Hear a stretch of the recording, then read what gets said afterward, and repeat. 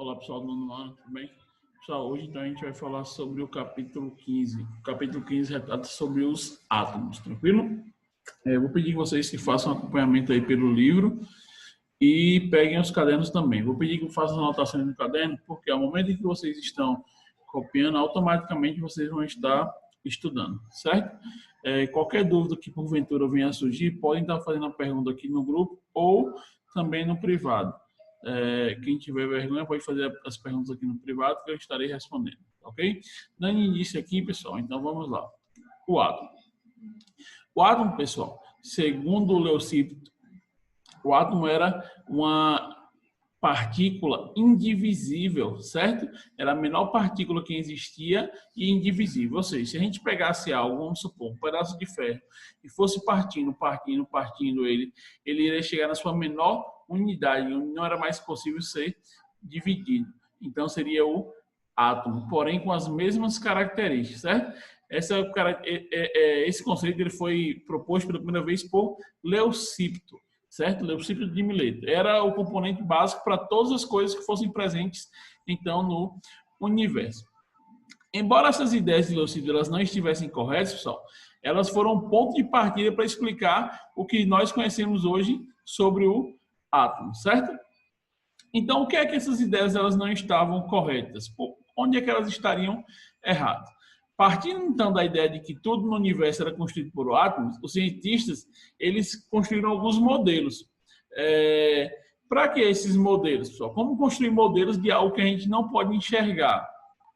Então, hoje a gente sabe que, por exemplo, a gente temos partículas dentro do átomo. Então, já sabe, são os prótons, os elétrons e os nêutrons. Então, já sabemos que essas partículas, se são menores do que o átomo, estão dentro do átomo, né? Existem partículas menores. Então, a origem dessa palavra átomo ela foi utilizada pela primeira vez na Grécia Antiga. Acreditava, pessoal, que todo tipo de matéria ela fosse formada por diminutas partículas que denominou-se, então, átomos, que quer dizer nada mais do que sem divisão. Acreditava-se, então, que essas partículas elas representavam a menor porção da matéria, que eram indivisíveis. Como a ideia não pode ser comprovada, né? Ela ficou conhecida então como o primeiro modelo atômico, mas ela é meramente filosófica.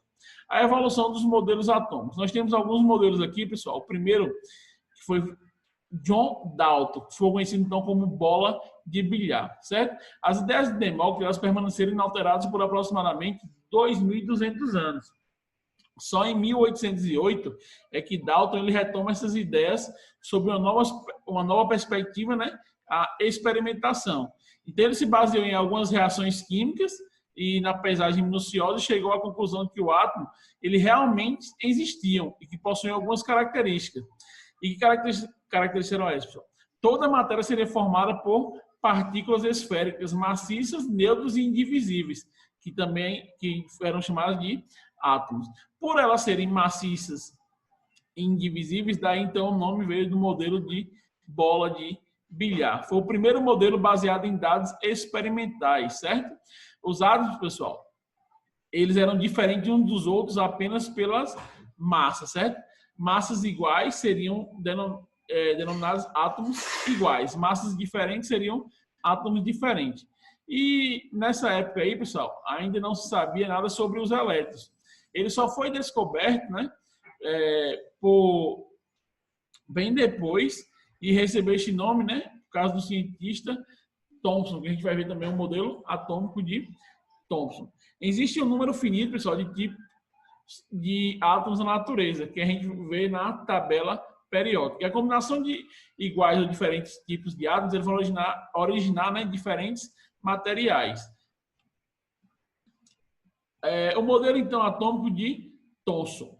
Pessoal, ele foi conhecido como pudim de passas ou pudim de ameixa, certo?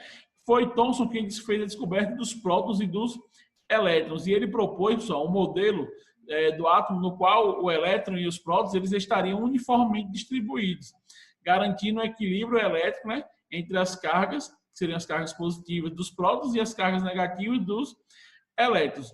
Os elétrons eles, de carga negativa estavam mergulhados em uma massa de carga positiva, que seria o próton. Então, pessoal, ele denominou como se fosse uma espécie de pudim e essas passas seriam, então, quem estaria ao redor, né, que seriam os elétrons, tá ok? Então, ficou conhecido como pudim de ameixas ou pudim de passas.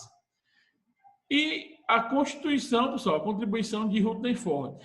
Rutherford, ele, utilizando um fragmento de elemento químico e radioativo, que era o polônio, ele bombardeou uma fina lâmina de ouro com um raio, né, de partículas altas de carga positiva. E observou o quê? A maioria dessas partículas, ela atravessava a lâmina de ouro. Poucas desviavam e poucas eram refletidas. Então, ele concluiu que na matéria predominavam o quê? Espaços vazios, que era por onde passavam essas partículas. A partícula alfa, que desviava numa certa região, ou seja, na região maciça e positiva, né?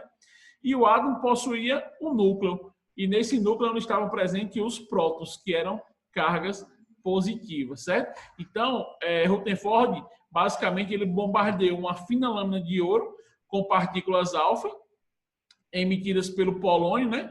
E provido de uma abertura estreita para dar passagem às partículas por ele emitidas. Ele envolveu a lâmina de ouro e foi colocado uma tela protetora, né, revestindo o sulfeto de zinco.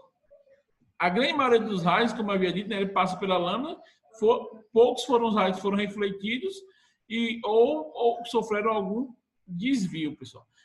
Também conhecido, esse modelo foi conhecido também de Rutherford como modelo planetário, no qual possui um núcleo central, que era bem pequeno, porém pesado e positivo, que encontravam-se os prótons. E os elétrons ficaram na região chamada eletrosfera, que girava em torno de órbitas circulares. E essa região, como eu havia dito, o nome ficou conhecido como eletrosfera e tinha carga negativa, certo?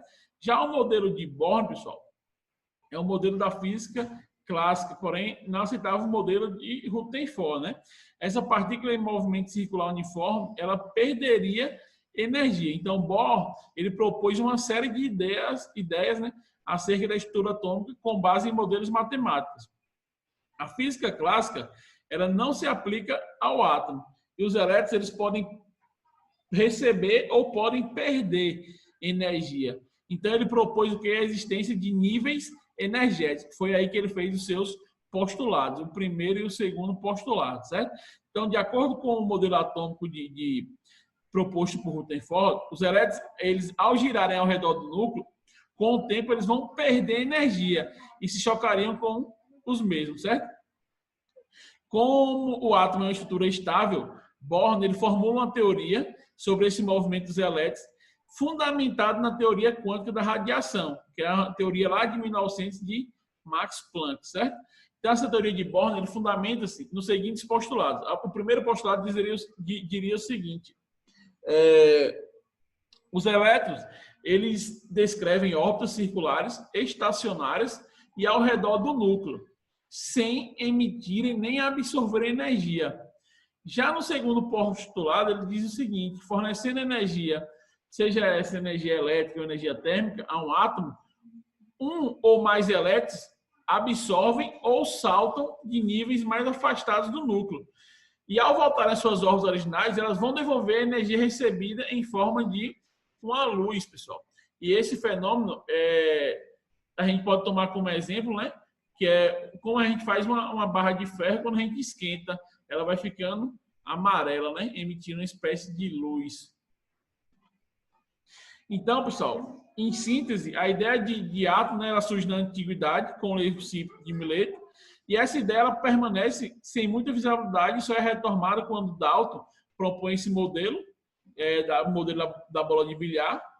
As afirmações originais de que o átomo é uma partícula muito pequena, indivisível e indestrutível, né, elas permanecem, só que aí Thomson divide o átomo em próton, né, uma massa de carga positiva, e elétrons com massa de carga negativa. Então, seu modelo foi conhecido como pudim de ameixa ou pudim de passas. O modelo atômico, ele continua a evoluir, e é com Rutherford que em seus experimentos com as partículas alfa demonstra que o átomo é formado por uma pequena região central, né, onde de carga positiva, que é o núcleo, e uma região onde circulam os elétrons de carga negativa, que é a minha eletrosfera. E para melhorar mais ainda esse modelo de Rutherford, os pontos falhos, na verdade, né, de Rutherford, o experimento de Born, ele utiliza modelos matemáticos e para poder explicar esse comportamento dos elétrons, constatando a existência então, de níveis energéticos. Aí, então, a gente chega aqui, pessoal, nos números, número atômico. O número atômico ele é representado pela letra Z, o número de prótons pela letra P, que é um número, né, que o átomo apresenta, e cada elemento químico possui um número atômico único, pessoal. Nenhum outro é capaz de possuir a mesma quantidade. Os números atômicos, que ele é representado por N, se encontram posicionados, né, na parte inferior do elemento apresentado, quando a massa, que é representada por A, fica na sua parte superior. Ou seja, 14 aqui seria a minha massa, tá ok? A massa atômica, tranquilo? Enquanto que o 7 seria o meu número atômico. O número de massa ele é resultado, pessoal, nada mais do que a soma de prótons com a soma de nêutrons, certo? Lembrando que o Z, ele pode, o número atômico, né? É a mesma coisa do número de prótons, tranquilo? E o que são átomos isótopos? Como o próprio nome já fala, pessoal, isótopos são aqueles que vão possuir o mesmo número atômico, ou seja, e possuem massas diferentes, tá ok? Então, quem são aqueles que possuem mesmo número atômico, ou seja, mesmo número de prótons? Esses átomos aqui, ó, de carbono, ou de oxigênio, ou então o de cálcio, tá certo? Isóbaros, pessoal, são aqueles que têm o mesmo número de massa, certo?